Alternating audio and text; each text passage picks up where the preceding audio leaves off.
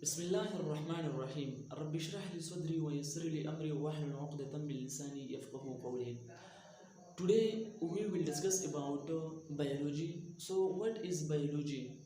Biology को समझने से पहले हम उसके हिस्ट्री को जानेंगे कि बायोलॉजी का हिस्ट्री जो है वो क्या है.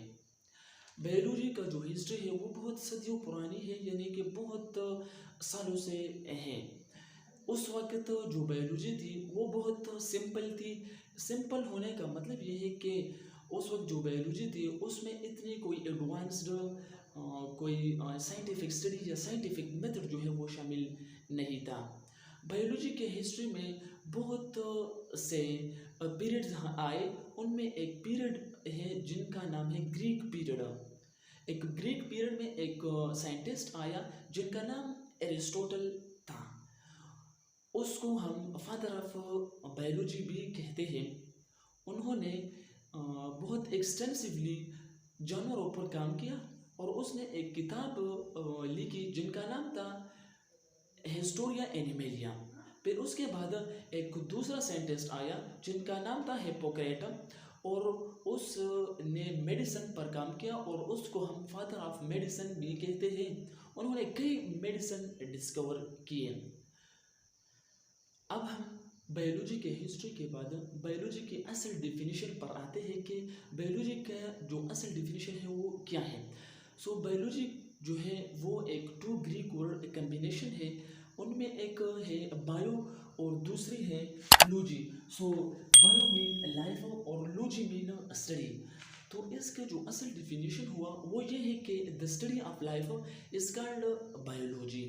इसको हम एक और डिफिनीशन भी हम कह सकते हैं कि उसका एक और डिफिनीशन भी है कि the study of living organism is called biology.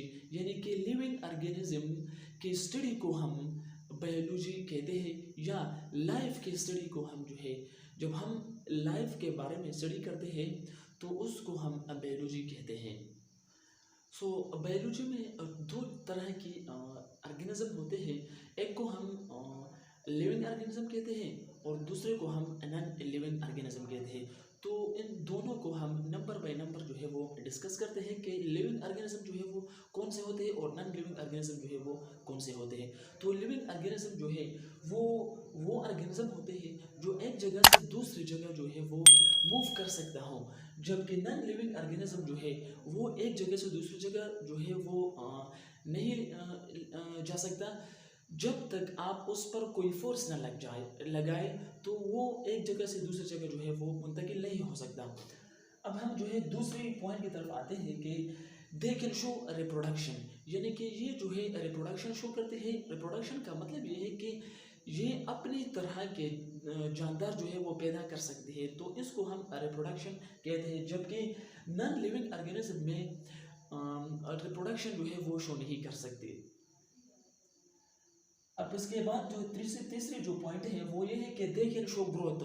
यानी कि ग्रोथ मतलब है कि ये जो है बढ़ते हैं, यानी कि ये साइज में जो है वो बढ़ते हैं, जबकि नॉन लिविंग ऑर्गेनिज्म जो है वो साइज में नहीं बढ़ते.